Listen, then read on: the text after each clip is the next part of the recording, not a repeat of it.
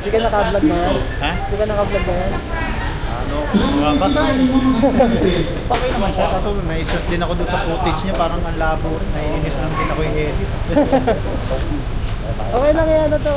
Ha? Okay lang yan, naka-on Yun. ako ngayon. Oo, okay naman. Napapanood kita eh. Kita ko, namukhaan kita.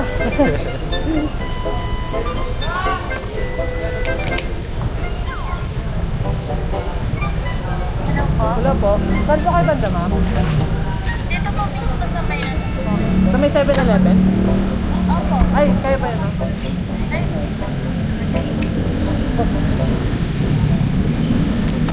Iya, tap. Tapos,